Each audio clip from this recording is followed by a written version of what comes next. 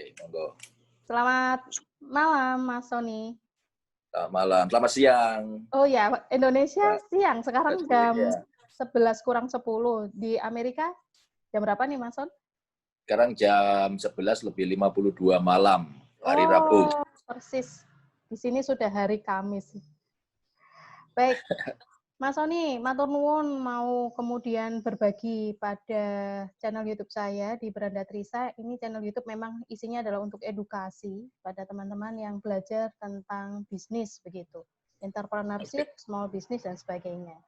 Nah, Mas Sony, ini kan saya banyak sih selama berapa tahun terakhir tuh ngelihat tayangan-tayangan di YouTube gitu tentang adanya sate nih di DC. Kemarin waktu saya nggak ngerti kalau ternyata itu di DC, di San Francisco saya nanya, oh ternyata adanya di DC. Gitu. Baik, Jauh. ya jauh. Baik Mas Sony, untuk pada pertanyaan pertama ini saya ingin menanyakan bahwa untuk mengawali bisnis kuliner di Amerika, apakah kemudian bisnis sate ini merupakan bisnis pertama bagi Mas Sony? Lalu kemudian pastinya kalau misalnya membuat bisnis itu di Amerika, apalagi bisnis kuliner begitu, yang menyajikan masakan Indonesia, survei awalnya itu apa yang dilakukan? Monggo. Oke. Ini memang bisnis saya yang pertama kali selama seumur hidup saya, bisnis kuliner. Tetapi background saya memang mulai dari semenjak lulus dari SMA, saya sekolah di perhotelan di Malang. Habis lulus dari perhotelan, saya keluar dari Indonesia, langsung tinggal di daerah Washington DC. Sudah lama tinggal di Washington DC, saya sempat menjelajahi bagaimana kuliner Indonesia yang di sini. Ternyata memang pasarnya agak kecil, tapi ada. Ya. Waktu saya masuk di Washington DC itu tahun 94, dan itu udah ada satu restoran, Indonesian restoran namanya Sate Sarina. Sate Sarina ini dikelola suami istri dari Jakarta. Mereka itu mengelola mulai tahun 84. Terus mungkin karena umur mereka udah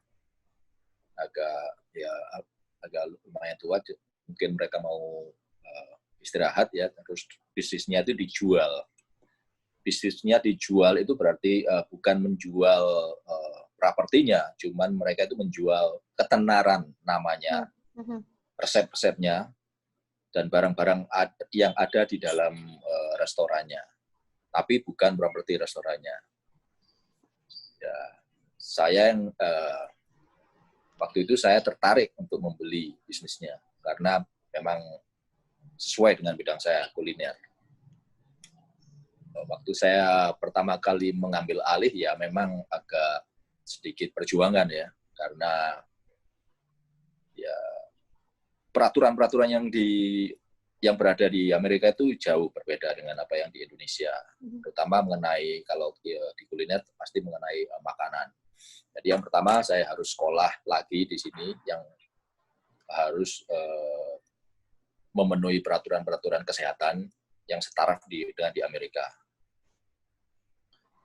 Terus yang kedua, semua peralatan yang saya pakai itu harus juga standarnya restoran. Jadi nggak boleh peralatan-peralatan perumahan terus dibawa ke restoran, itu tidak bisa dipakai. Dan juga penyajian makanan yang sangat penting, itu makanan itu harus temperaturnya, kalau makanan itu disimpan dingin memang harus dingin sekali, kalau panas memang harus panas sekali, tergantung makanannya apa, macam-macam panas, suhu panas dinginnya itu. Terus ada juga peraturan keamanan untuk semua ada kebakaran dan lain-lain, kita itu harus semua siap dengan peralatan itu. Kalau semua peraturan itu tidak memenuhi, tidak akan diberikan izin untuk membuka restoran. Gitu. Dan yang terakhir adalah pajak. Yeah. Pajak itu di Amerika sangat tinggi sekali. pajak penjualan juga ada, terus pajak untuk yang namanya properti, pajak properti itu ada juga. Pokoknya banyak sekali pajak-pajak di sini itu. Saya menggeluti restoran ini mulai tahun 2007, namanya Sate Sarina. Selama saya menjalani bisnis restoran ini, saya menemukan banyak pengalaman lah, manis pahitnya, apa yang harus diganti menunya, makanan orang bule itu suka makanannya apa. Jadi ya saya belajar dari situ. Terus soalnya. Oke. No, Mas tadi kan ya, Mas Sony itu menyampaikan bahwa memang kalau dari sisi survei apa aja yang harus disiapkan ya, mulai dari mengetahui tentang prosedur perizinannya, lalu kemudian apalagi kalau bisnis kuliner, alat masaknya, lalu suhu dan sebagainya, termasuk pajak gitu kan ya. Lalu kemudian yang terakhir tadi adalah tentang selera nih, seleranya masyarakat Amerika. Nah, Mas Sony ini kan tahun 2007 sate Sarina, lalu kemudian di tahun 2012 itu kemudian menyediakan makanan dalam bentuk food truck yang ada di daerah perkantoran di DC begitu. Nah, betul. Itu bagaimana ya Mas? Kemudian mengetahui tentang selera supaya makanan Indonesia ini diterima oleh lidah mereka itu loh. Kalau saya mikir kan pasti ada adaptasi yang dilakukan oleh Mas Sony ya. Iya. Bagaimana? Iya. Waktu saya membangun yang namanya food truck yang saya bangun, itu menunya saya belajar dari restoran saya. Jadi saya melihat semacam catatan yang di restoran saya itu yang paling laku itu apa. Terus saya ambil yang paling nomor 5, the best 5 yang paling terjual banyak itu apa. Antara lainnya sate, rendang, bakmi, sama kare ayam. Terus yang satunya itu nasi goreng kurang laku. Iya, bakminya yang lebih banyak laku. Dan yang satunya itu kayak ketoprak itu, bangsa ketoprak. Kan di sini kan banyak orang vegetarian. Iya. Ya. Dianggapnya salad kali ya, Mas? Ya. Saya dulu pernah nyoba juga gado-gado, tapi gado-gado orang kurang suka di sini. Tapi ketoprak itu banyak yang suka. Terus yang menu yang 5 itu ya saya masukkan di menunya sate truck saya. Ya, ternyata memang betul banyak yang suka, terutama satenya dan rendangnya. Iya. Ya. Mereka nggak ada masalah ya Mas ya? Artinya kalau di rendang itu kan ada santan gitu. Artinya nggak ada masalah ya, di lidah gitu ya? Iya, memang saya modifikasi sedikit menunya, jadi tidak persis dengan rendang yang ada di Indonesia yang kering terus bumbunya yang medok sekali, itu kayaknya kurang diterima sama orang sini. Jadi rendang saya itu agak seperti hampir seperti kalio tapi kental. Jadi rendangnya agak berkuah sedikit, dan nggak kering begitu. Ya, dan banyak sekali orang yang suka. Ya, Mas Sony, saya tuh pernah lihat di salah satu tayangan gitu ya, bahwa food truck sate itu menjadi diplomat Indonesia juga gitu di sana. Gitu. Artinya, Mas Sony pernah menyatakan bahwa kalau pembeli saya yang orang asing itu nggak bisa bahasa Indonesia, itu kemudian akan diragukan kecintaannya terhadap makanan Indonesia. Begitu ya, Mas ya? Iya, itu kebanyakan orang bule di sini itu kritis gitu loh. 80% mereka itu kritis. Jadi sebelum dia membeli, dia tuh melihat orangnya dulu. Kamu itu siapa? Masak-masakannya. Ya, gitu.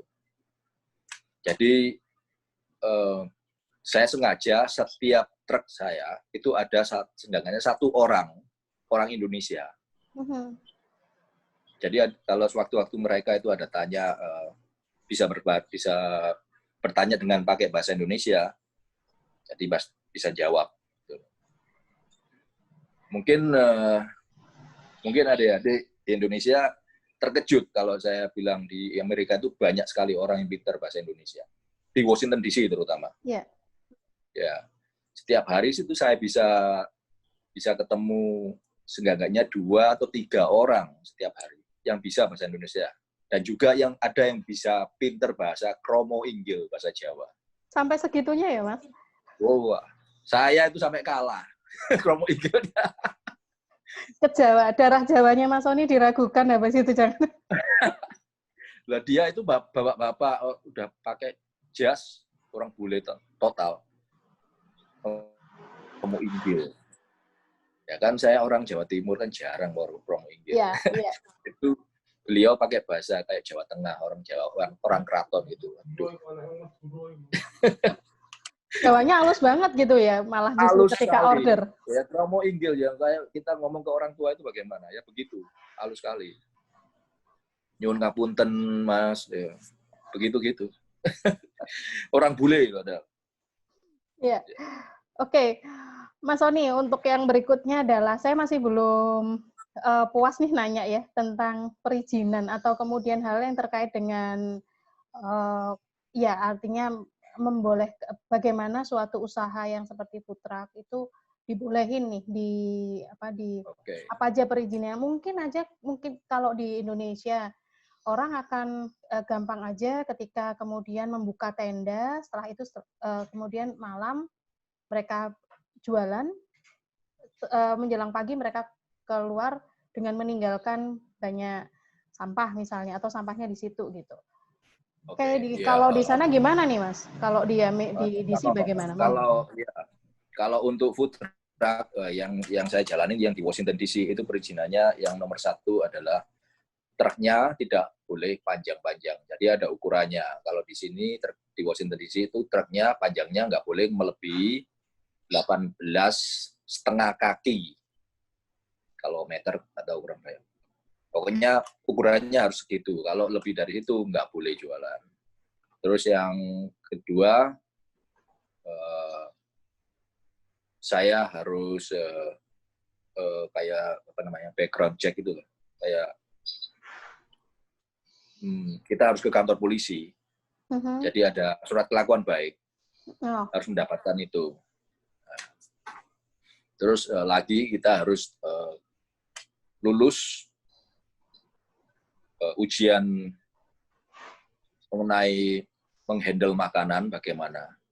Yang saya jelaskan yang seperti semula. Yang sekolah itu tadi ya Mas ya? Yang sekolah itu tadi, betul. Iya. Ya, harus lulus. Dan yang ketiga pajak itu pasti. Nggak boleh enggak. Terus di truknya sendiri itu harus dilengkapi sama dengan restoran. Jadi pelengkapan di dalam truk itu standarnya harus standar restoran, nggak boleh rumahan. Harus ada tempat sampah, harus ada tempat pembuangan air, harus ada tempat untuk manasin air. Itu yang paling penting, manasin air. Harus ada tempat untuk cuci tangan, harus ada tempat untuk nyuci peralatan juga. Harus ada kulkas, nggak boleh enggak. Harus ada kipas, harus ada pemadam kebakaran, terus apalagi ya, harus ada alat untuk mengetes air itu untuk kita untuk cuci peralatan. Ada alatnya untuk namanya untuk mengetes air itu. Air yang terakhir untuk mencuci alat untuk membilas peralatan itu harus sanitize, harus bersih sekali. Soalnya air yang untuk bilas itu nanti kan untuk dimakan, untuk masuk ke bibir kita. Itu ada. Ya, peraturannya ya cuman itu aja semua. Tapi terus di inspeksinya, ya Mas, di inspeksinya gitu gimana gitu? Itu apa kemudian? Inspeksinya itu setiap 6 bulan sekali. Ya. Kalau sekarang untuk masalah inspeksi karena kita mengalami pandemik, jadi inspeksinya lewat Zoom begini. Dilihatin semua pakai Zoom. Jadi, harus ada air panas, tetap harus ada kulkas, semuanya harus sama, tapi pakai Zoom. Terus masalah parkir, itu ada ketentuan sendiri juga kalau untuk food truck. Boleh parkir di mana saja, asal nggak boleh parkir di gedung-gedung federal. Yang gedung-gedung federal itu gedung-gedung pemerintah. Dekat-dekat gedung pemerintah itu nggak boleh parkir. Atau di seperti lapangan, kalau mungkin di Jakarta itu ada Monas, itu nggak boleh parkir dari situ. Gitu. Tapi di tempat lain boleh parkir, asal memang itu tempat parkir dan harus bayar parkiran. Selama berapa jam berjualan itu ya, Mas? Selama berapa jam berjualan, betul ya. Jadi harus bayar. Terus kebersihan pasti selalu harus dijaga. Nggak boleh ada air netes, terus buang sampah sembarangan, itu nggak boleh. Apalagi sampai kemudian ngerusak jalannya, badan jalannya.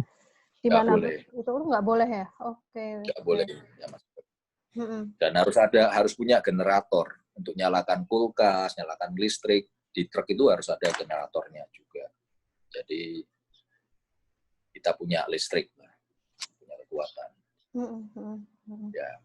Terus masalah jamnya itu kita bisa parkir selama sampai jam 10 malam. Kalau udah jam 10 malam nggak boleh jualan kalau di food truck. Meskipun rame ya, paling nggak harus ada last order, diingetin jam 9:30 gitu, Mas ya? Iya, kalau ada last order diingetin. Tapi ya ada namanya manusia pastilah melanggar kalau ada acara kayak karnaval gitu kan sampai malam biasanya. Ya tetap aja melanggar. Pelanggaran di sini itu lumayan dendanya. Cuma memang kita izinnya sudah expire gitu ya. Saya juga pernah dulu izinnya untuk dari Departemen Kesehatan itu udah expire. Saya harus inspeksi lagi. Kan setiap 6 bulan inspeksi. Ya saya kelupaan, waduh, ya saya expire. Terus ada polisinya food truck datang ngecek karena izin saya expire, saya dapat denda $1.000. Lumayan loh, Mas. $1.000 sekitar ya 12 juta lah. Dan ditutup waktu itu juga, nggak boleh jualan, terus izin saya dicabut sampai saya inspeksi.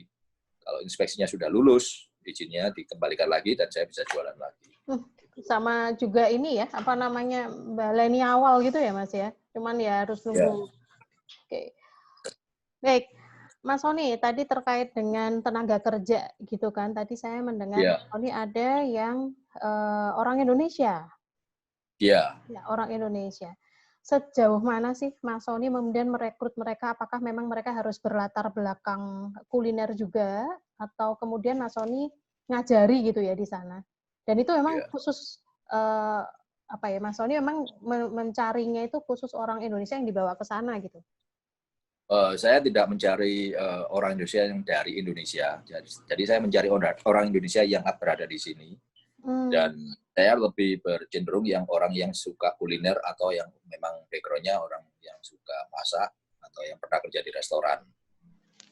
Dan mereka itu juga lagi harus lulus ujian yang saya katakan tadi itu harus lulus ujian dari Departemen Kesehatan mereka. Karena mereka juga handle makanan.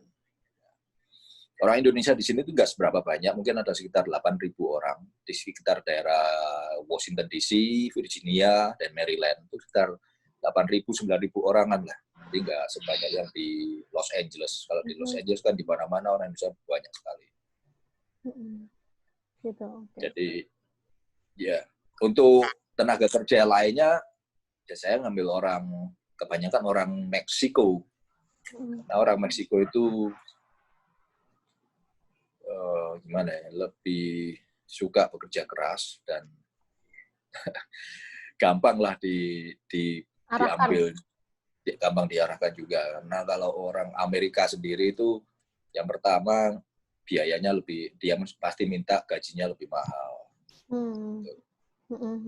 Dan susah diarahkan kalau orang bule, apalagi kerja di tempat food truck yang kecil Bukan, gitu. apalagi Kan bukan orang bule milik. kan tinggi-tinggi gitu Oh, kan orang ya. bule itu ya. Dan food truck saya kan kecil, ukurannya mungkin 5, lebarnya 5 meter, panjangnya mungkin sekitar nggak sampai 10 meter, 9 meter kali. Jadi kecil sekali. Ya. Posturnya nggak memungkinkan ya Mas ya? Ya memungkinkan tapi susah bergeraknya gitu. Kan orang bule kan gede-gede, banyak tinggi-tinggi gitu. Oke. Ya. Baik Mas Sony, sebelum saya mengakhiri, karena sekarang kan baik di Indonesia maupun di Amerika kita sama-sama mengalami pandemi. Lalu kemudian Mas Sony ini menggunakan strategi apa nih untuk kemudian beradaptasi pada kondisi pandemi ini untuk bisnis Iya. food truck-nya? Ya. Sampai sekarang orang-orang kantoran itu di sini kerja di rumah, sama dengan di Indonesia mungkin ya. Ya. Dengan begitu saya tidak bisa jualan yang seperti apa, yang seperti dulu saya jadi nongkrong di kantoran, dekat kantoran gitu nggak bisa lagi. Jadi strategi saya sekarang kita datang ke rumahnya mereka, bukan rumah sih, apartemen. Jadi banyak orang. Jadi saya itu menghubungi property manager yang ada di apartemen itu. Saya bikin flyer, terus kasih kayak advertising, ini loh kita punya makanan Indonesia, punya license dan udah berpengalaman. Dengan begitu mereka tertarik. Terus kalau masalah order saya pakai online semua. Jadi mereka itu bisa order online dan bayar online juga. Jadi mereka kalau sudah makanannya udah selesai, dapat teks dari saya. Cuman ngambil aja. Jadi nggak ada percakapan sama sekali. Seperti kayak sekarang hari ini orang-orang itu pada order juga untuk besok untuk makan siang. Tapi saya di website saya, kalau lihat website saya namanya satetruck.com, bisa dilihat. Terus bisa di situ ada platformnya untuk order online dan pembayaran online juga. Ya. Jadi namanya benar-benar menghindari kontak langsung, betul. Enggak ya sama lah ya, yang di Indonesia juga melakukan halnya seperti itu. Cuman kalau di Indonesia juga mungkin karena ada bantuan, ada GoFood atau kemudian GrabFood itu yang kemudian mengatasi bagaimana supaya tidak terjadi kontak langsung. Gitu. Betul. Ya meskipun pandemik, bisnis makanan itu jalan terus kok. Tapi mau nggak mau kan orang makan. Karena orang butuh makan. Jadi bisnis kuliner itu sebetulnya bisnis yang paling aman menurut saya lah. Ya.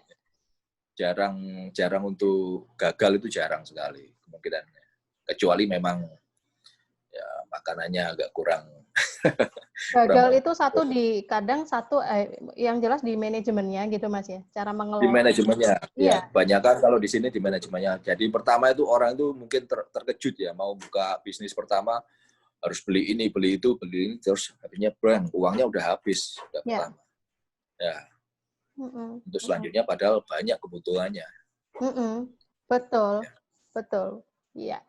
Baik, Mas Sony, matur nuwun sangat atas semua yang sudah di-sharingkan. Moga-moga ini juga bisa memberikan banyak sekali pengetahuan bagi teman-teman yang kemudian mendengarkan bagaimana membuka bisnis kuliner itu di mancanegara, terutama ini saat ini adalah sharing saya di DC begitu, di Amerika. Semoga Mas Sony selalu dalam kondisi sehat dan bisnis kulinernya selalu dalam kondisi lancar.